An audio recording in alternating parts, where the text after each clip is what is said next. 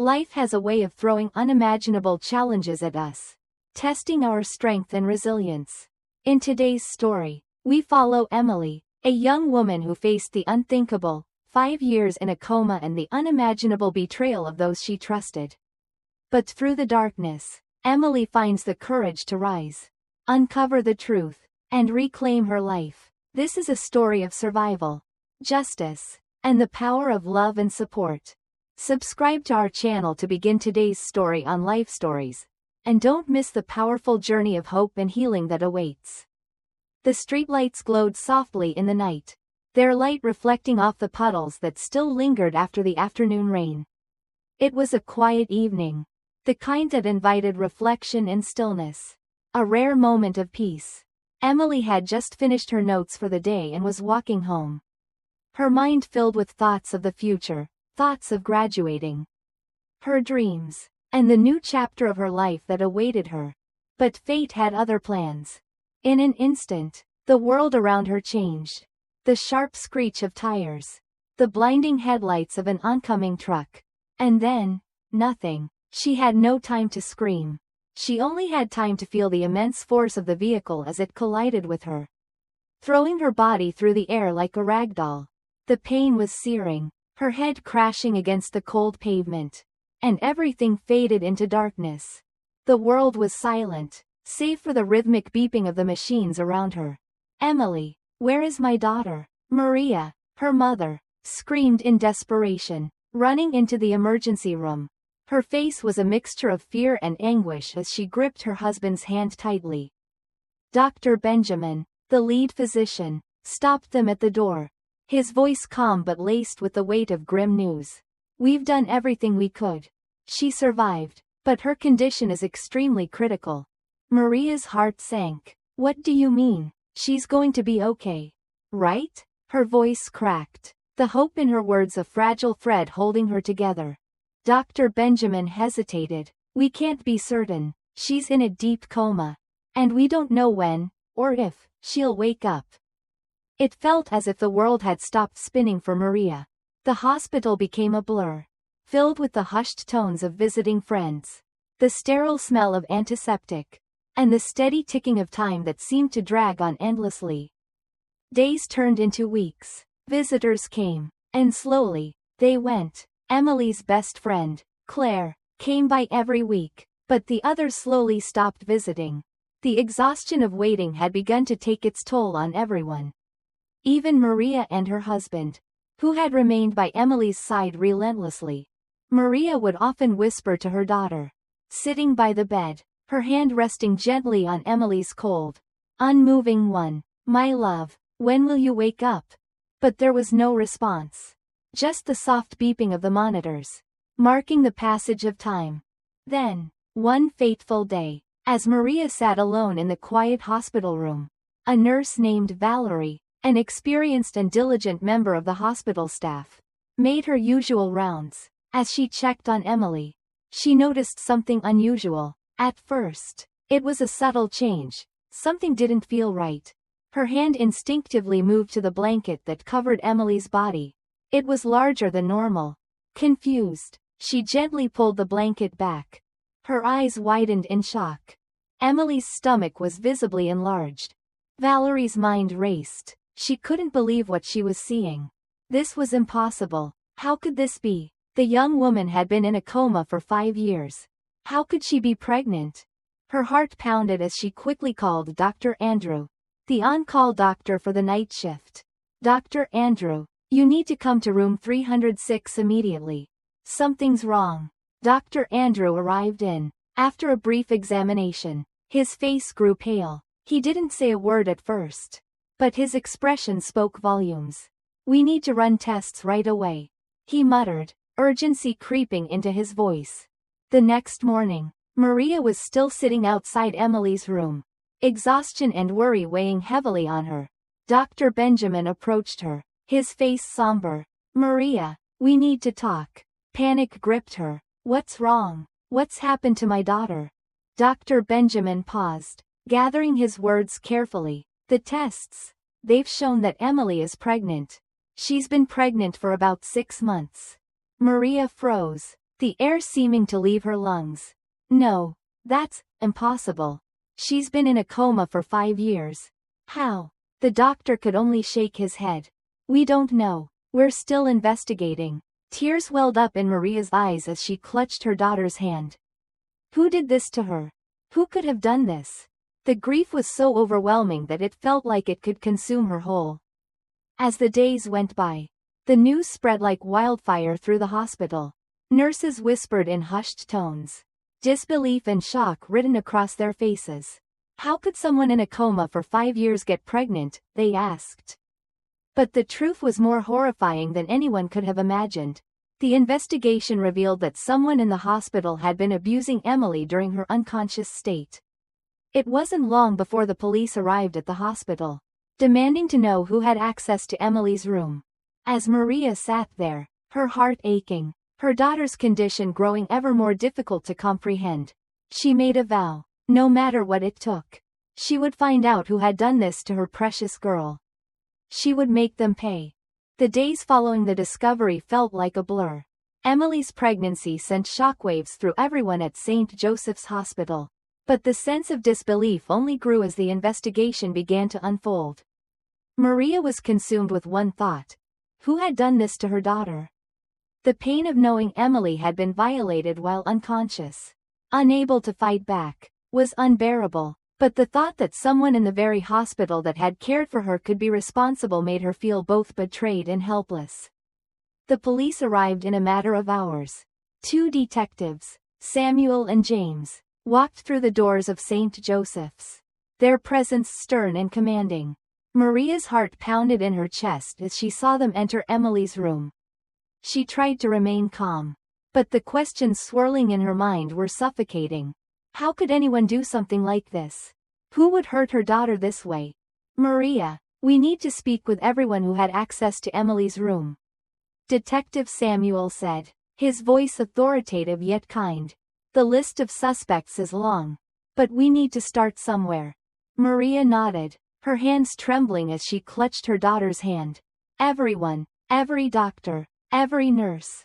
Samuel and James exchanged a glance, silently agreeing. They turned to leave the room, their expressions grim. It was clear that no one at St. Joseph's was safe from suspicion. The search for the truth would take them to places they never expected. Back in the hospital, whispers continued to circulate among the staff. The news of Emily's condition spread like wildfire. And soon, everyone knew. Did you hear? The coma patient is pregnant. The nurses would murmur, their voices filled with disbelief.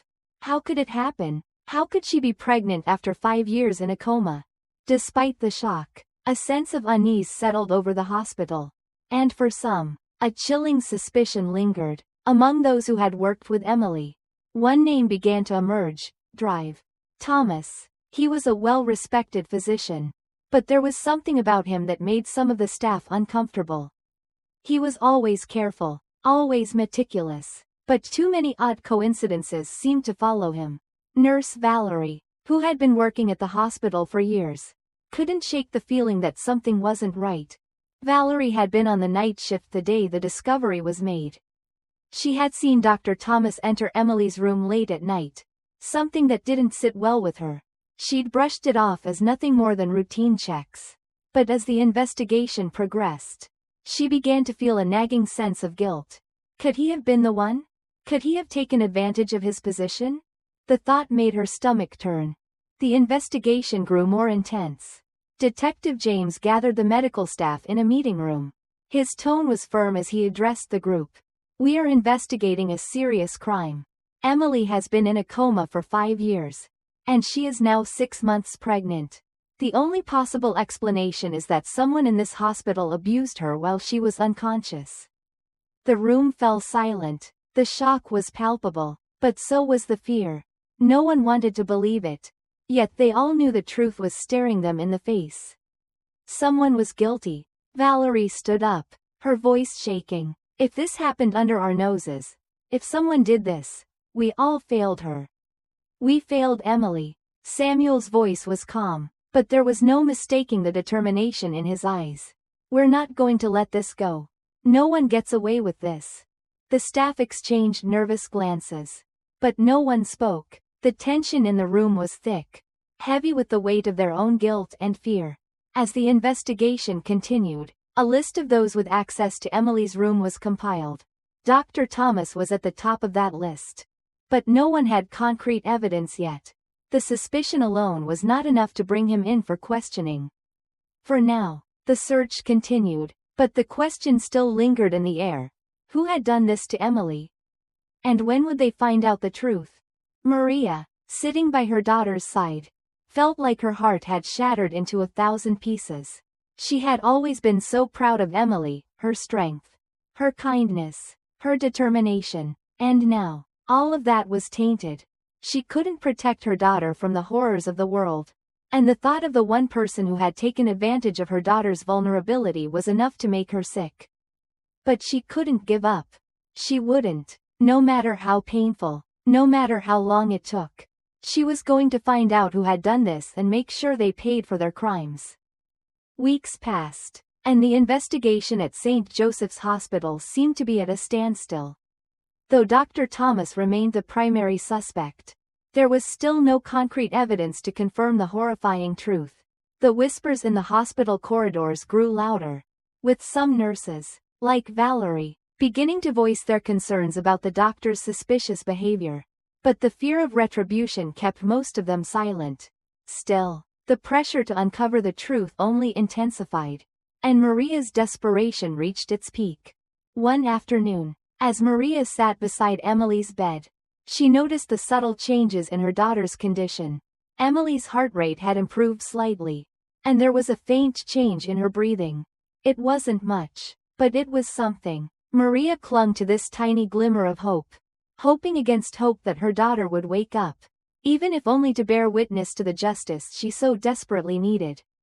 In the midst of this uncertainty, Valerie, the senior nurse who had suspected Dr. Thomas from the beginning, decided to take matters into her own hands. She had been quietly gathering information, her instincts telling her that something was terribly wrong. One evening, as she made her rounds in the hospital, she quietly entered the security room. Her eyes scanned the monitors, and her heart sank. The footage from the past months had been deleted, specifically, the footage from Emily's room. Valerie's hands trembled as she reached for the archive files, only to find them wiped clean. Her breath caught in her throat. There was only one person with the authority to delete these files, Dr. Thomas. Valerie's mind raced. She knew she had to act fast. But she also knew the danger she was putting herself in.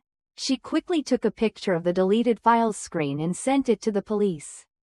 Her heart pounded as she sent the message, aware that she was taking a monumental risk. Detective Samuel received the message within minutes. His eyes narrowed as he saw the evidence. He immediately called for a meeting with Detective James.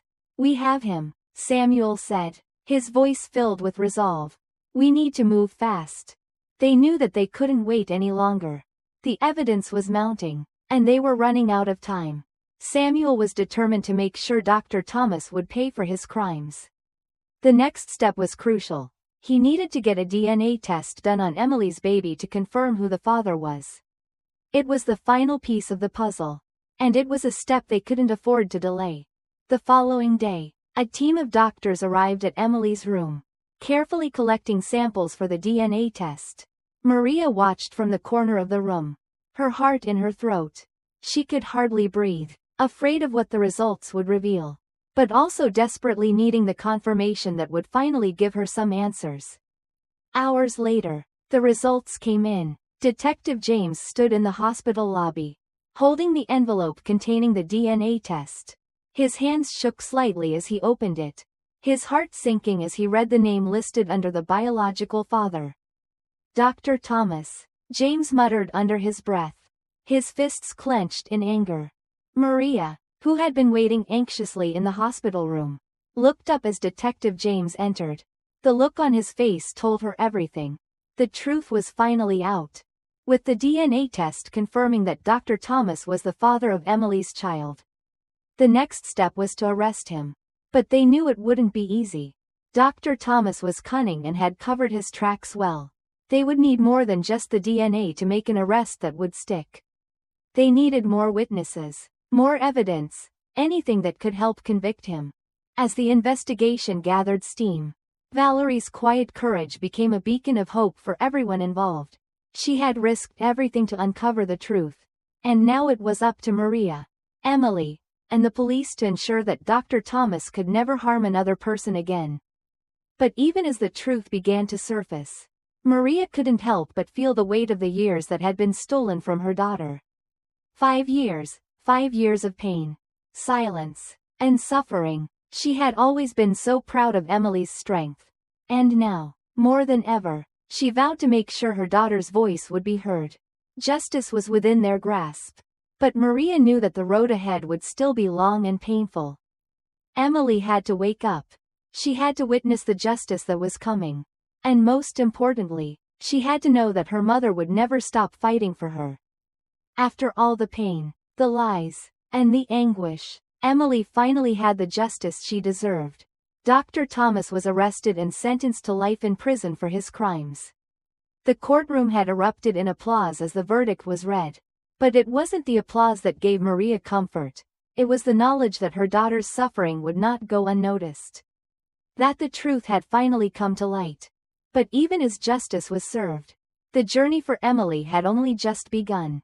She still had to face the truth of what had happened to her while she was in a coma. And the memory of her tormentor would always be with her. Yet, Emily was resilient, and with the support of her family and friends, she began to heal. Slowly, but surely, she found a new strength within herself. Though the road ahead was filled with uncertainty, Emily was no longer the fragile young woman she once was. She had become a symbol of resilience and hope. She had survived the unthinkable. And now, with her unborn child, she was ready to face the future. The lessons she learned were profound, no matter how dark the past may seem. The truth will always come to light. And love and support from those around us can help us rise above even the most painful experiences. Emily knew that her journey would be long. But she was no longer afraid. And as she stood by the window, watching the sun rise over the horizon, she whispered to herself, "I am stronger now. I will live. I will love." If you found this story inspiring, don't forget to subscribe to our channel for more heartwarming life stories. Your support keeps us bringing more stories of strength, resilience, and hope. See you in the next video.